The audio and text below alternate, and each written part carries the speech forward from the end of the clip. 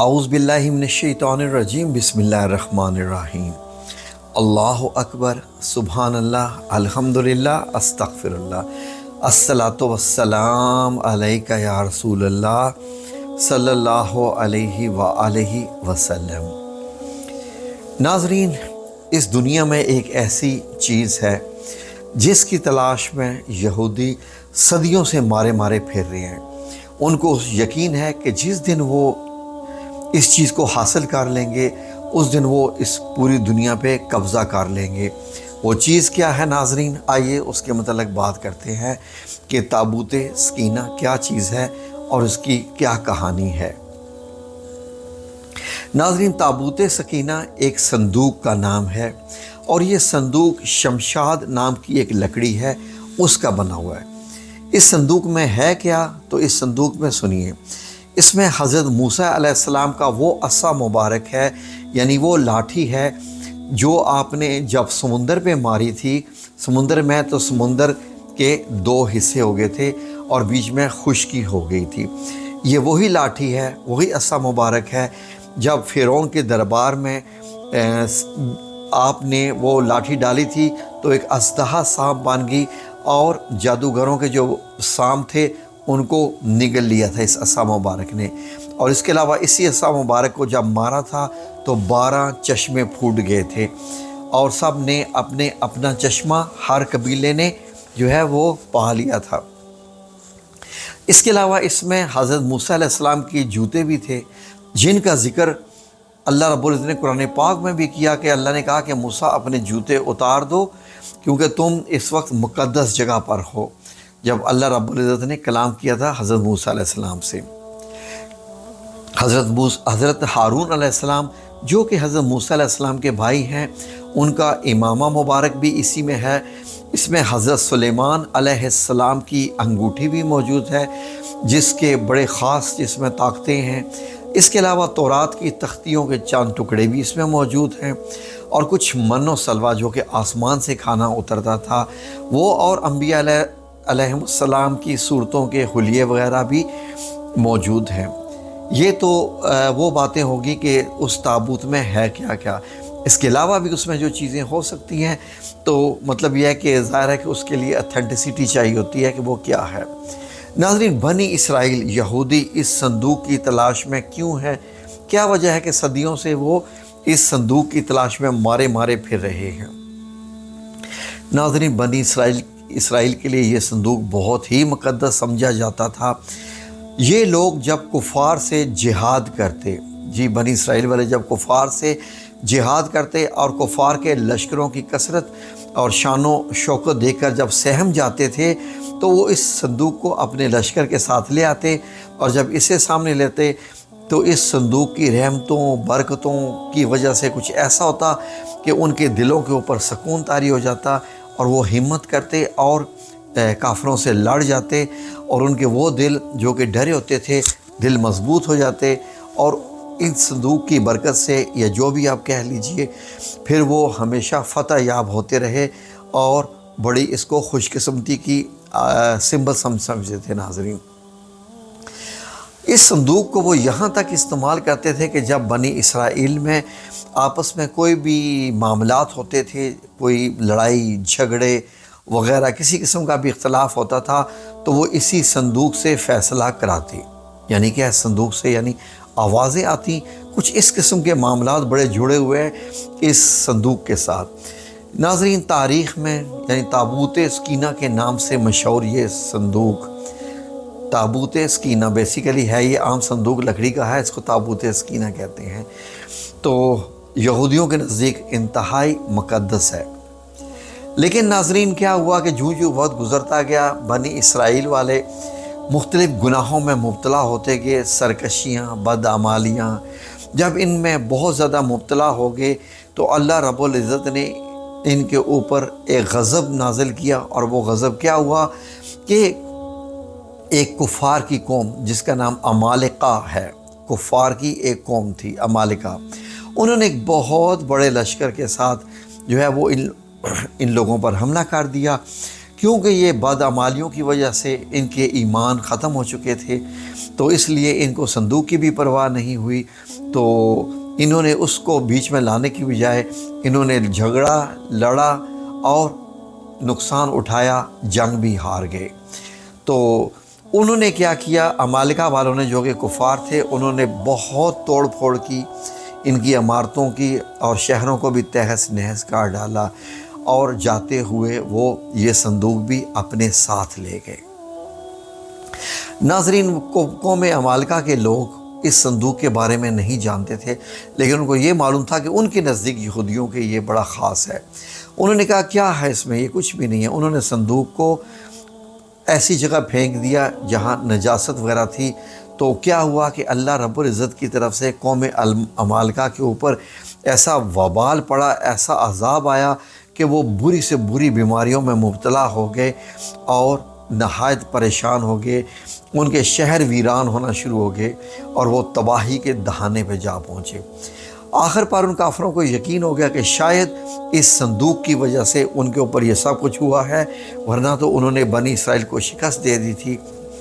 تو آخر کار یہ ہوا کیا ہے، انہوں نے کیا کیا کہ جب ان کی سمجھ میں آ گیا تو ان کے بڑوں نے فیصلہ کیا کہ اس صندوق کو ایک بیل گاڑی میں رکھو، اور بیل گاڑی پہ رکھ کے انہوں نے صندوق کو جناب ہانک دیا، یعنی کہ چلا دیا بیل گاڑی کو بنی اسرائیل کی طرف کہ یہ صندوق خود بخود وہاں پر پہنچ جائے گا۔ ناظرین، اس زمانے میں حضرت شموئیل علیہ السلام نبوت سے سرفراز ہوئے تھے، اور اس وقت کے وہ یعنی کہ پیغمبر ہیں حضرت شموئیل علیہ السلام۔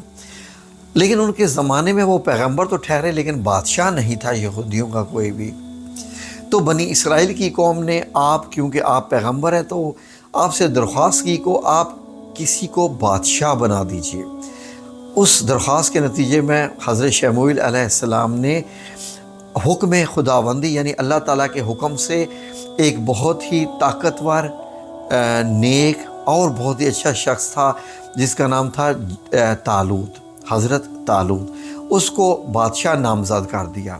لیکن وہ تھا غریب، لیکن عقل میں اور علم میں بہت زیادہ اور اپنے عالموں میں بہت اعلیٰ مقام درجہ رکھتے تھے بنی اسرائیل میں۔ تو بنی اسرائیل والوں نے کہا کہ یہ تو بہت غریب ہیں، ہمارے پاس تو ان سے زیادہ مال ہے، ہم ان کو اپنا بادشاہ کیسے بنا لیں، ہم ان کو اپنا بادشاہ ایکسیپٹ نہیں کرتے، یہ اس لائق نہیں ہے کہ ہمارے بادشاہ بنے، تو کسی اور کو نامزد کیجئے، ایک مفلس انسان، غریب انسان ہمارا بادشاہ کیسے بن سکتا ہے۔ بنی اسرائیل کے اعتراضات پہ حضرت شموئیل علیہ السلام نے یہ تقریر فرمائی کہ اس کا تعین میری طرف سے نہیں ہے، بلکہ یہ تو حکم خداوندی یعنی اللہ کا حکم ہے جس نے اسے بادشاہت کے لیے چن لیا ہے۔ پھر ظاہراً ہے جی کہ وہ تم میں بڑا عالم بھی ہے، قوی، طاقتور، خوبصورت بھی ہے، اور عقل والا بھی ہے، بہادر بھی ہے، اور لڑائی کے فنون سے پورا ماہر بھی ہے، اور کسی بادشاہ میں کیا ہونا چاہیے، یہ ساری خوبیاں تو حضرت طالوت میں موجود ہیں۔ اور دوسرا یہ ہے کہ اللہ جس سے چاہے اپنا ملک دے دے، بادشاہت دے، وسعت علم دے۔ اس کی بادشاہی کی نشانی یہ ہے کہ تمہارے پاس تابوت جس میں تمہارے رب کی طرف سے دلوں کا چین ہے وہ آ جائے گا۔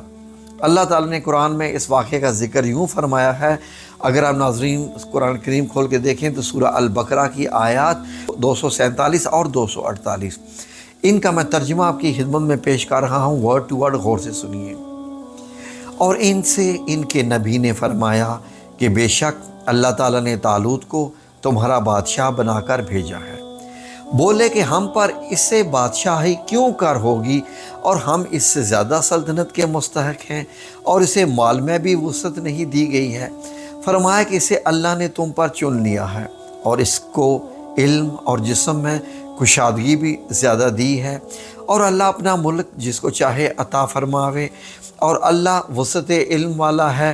اور ان سے ان کے نبی نے فرمایا کہ اس کی بادشاہی کی نشانی یہ ہے کہ آئے تمہارے پاس وہ تابوت جس میں تمہارے رب کی طرف سے دلوں کا چین ہے، اور حضرت موسیٰ اور ہارون کے ترکاس کی بچی ہوئی چیزیں ہیں جس کو فرشتے اٹھا کے لائیں گے، بے شک اس میں تمہارے رب کی طرف سے بڑی نشانی ہے اگر تم ایمان رکھتے ہو۔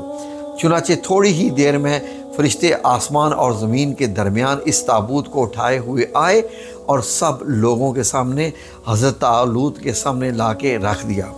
اس تابوت کو دیکھ کر انہیں طالوت کی بادشاہی کا یقین ہو گیا اور تمام بنی اسرائیل نے حضرت طالوت کو بادشاہ تسلیم کر لیا۔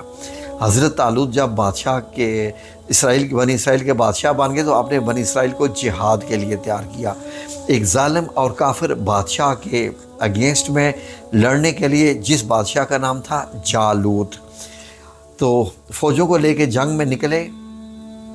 جب 80,000 فوجوں کو لے کے راستے میں جا رہے تھے تو ایک نہر آتی ہے فلسطین اور اردن کے بیچ میں۔ اس نہر کا نام ہے نہر شریعہ، نہر شریعہ۔ اس نہر کا ذکر قرآن پاک میں بھی آیا ہے۔ تو حضرت طالوت نے اپنے لشکر کو ہوشیار کر دیا کہ کوئی بھی اس نہر سے پانی نہ پیے، ہاں اگر کسی نے آدھا گھونٹ پی لیا تو کوئی حرج نہیں، لیکن لشکر جب اس نہر کے قریب پہنچا تو پیاس کی شدت سے لشکر کے تمام لوگ جھپٹ پڑے اور اس نہر سے پانی پینا شروع کر دیا، اور پیٹ بھر کر انہوں نے پانی پیا۔ تو آدھا گھونٹ کی بجائے جب اتنا زیادہ پانی پیا، ان کی پیاس بجھ گئی اور اس کے بعد وہ جنگ کرنے کے لائق نہ رہے۔ ناظرین، حضرت طالوت کا یہ لشکر 80,000 افراد پر مشتمل تھا، جن میں سے 76,000 جو ہے وہ لوگوں نے جو کہ جنگ کے لیے جا رہے تھے پیٹ بھر کر پانی پیا، اور اس کے بعد ان کی نافرمانی کا یہ اثر ہوا کہ ان کی ہمت ہار گئی۔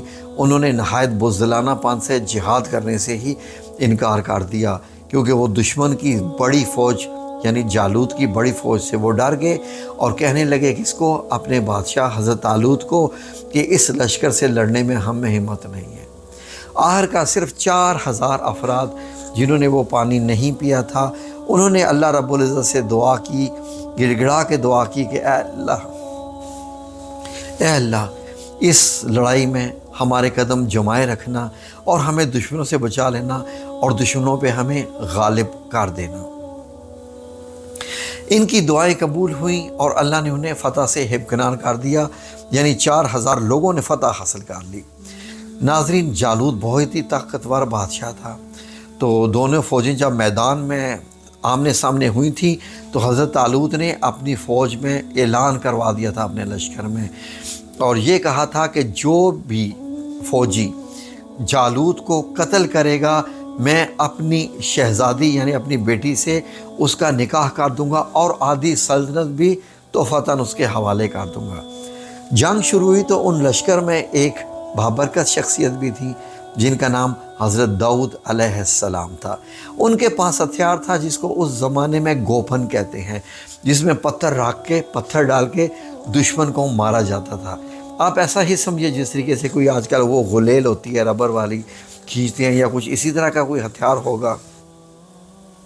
اس میں آپ نے پتھر رکھا اور جب جالوت سامنے آیا تو بسم اللہ پڑھ کے جالوت پہ پتھر پھینکنے شروع کر دیے۔ ناظرین، ایک پتھر جالوت کی ناک اور کھوپڑی کی ہڈی میں لگا اور پار ہو گیا، وہیں پہ جالوت مار گیا اور لشکر میں بھگدڑ مچ گئی۔ تو حضرت داؤد علیہ السلام جو کہ اس لشکر کے خاص سپاہی تھے، اس جالوت کی لاش کو گھسیڑتے ہوئے اپنے بادشاہ حضرت طالوت کے قدموں میں ڈال دیا کہ یہ لیجیے اس کی لاش حاضر ہے۔ بنی اسرائیل میں اس چیز کی بڑی خوشی ہوگی کہ ہم نے فتح حاصل کر لی ہے، اور اس کے بعد یہ بہت خوش ہوئے کہ 4,000 لوگوں سے بھی ہم نے فتح حاصل کر لی۔ بادشاہ طالوت نے اپنی بیٹی کا نکاح حضرت داؤد علیہ السلام سے کر دیا، آدھی سلطنت بھی دے دی۔ ناظرین، 40 سال بعد جب حضرت طالوت کا انتقال ہو گیا تو حضرت داؤد علیہ السلام سلطنت کے بادشاہ بن گئے، اور حضرت شموئیل علیہ السلام بھی اس وقت وفات پا چکے تھے۔ اب حضرت داؤد علیہ السلام جب پوری سلطنت کے بادشاہ بن گئے تو رب کریم نے احسان فرمایا اور نبوت سے سرفراز کر دیا حضرت داؤد علیہ السلام کو، تو آپ یعنی نبوت بھی آپ کو مل گئی۔ ناظرین روایت میں ہے کہ حضرت داؤد علیہ السلام کی زبردست خواہش تھی کہ وہ اس صندوق تابوت سکینہ کے لیے ایک مستقل گھر بنائیں تاکہ یہ محفوظ رکھے۔ بالآخر حضرت سلیمان علیہ السلام نے اپنے عہد سلطنت میں یہ گھر تعمیر کروایا اور جو ہیکل سلیمانی کے نام سے مشہور ہوا۔ حضرت سلیمان علیہ السلام نے یہاں خادموں کے لیے رہائش گاہیں بھی بنائی تھیں، اور ان کے بعد آنے والے بادشاہ نے اس ہیکل کی 12 جو دیواریں تھیں ان کو اور ان میں برآمدوں کا اضافہ کیا، حتیٰ کہ تابوت سکینہ کا کمرہ ان مختلف عمارتوں میں چاروں طرف سے گھیر گیا۔ ناظرین 895 قبل مسیح یعنی 2023 ہے تو اس میں 895 اور ایڈ کر لیے، ایک اور ظالم اور سفاک بادشاہ جس کا نام بخت نصر تھا، اس نے بنی اسرائیل پر حملہ کر دیا اور دوسری عمارتوں کے ساتھ ساتھ ہیکل سلیمانی کو بھی تباہ کرنا شروع کر دیا۔ اور اس افراتفری میں جب وہ پہنچا تابوت سکینہ کے پاس اس کو چرانے کے لیے، تو وہاں پر تابوت سکینہ موجود نہیں تھا۔ تابوت سکینہ کہاں گیا، کون لے گیا، کدھر ہے، یہ آج تک کوئی نہیں جان سکا۔ یہودی آج بھی اس تابوت کی تلاش میں ہیں، لیکن تابوت سکینہ اگر اس وقت غور کریں تو فرشتے اٹھا کے لے کے آئے تھے اور طالوت کے سامنے ڈال دیا تھا کہ بادشاہ اس کو بنائیے، تو ہو سکتا ہے اللہ رب العزت نے اسے اپنی حفاظت میں لے لیا ہو اور یہ آسمانوں پہ موجود ہو۔ بہرحال یہ کیا اسرائی ہے، کوئی اتھینٹک بات نہیں ہے۔ اللہ آپ لوگوں کو اپنی حفظ و امان میں رکھے، آمین یا رب العالمین برحمتک یا ارحم الراحمین۔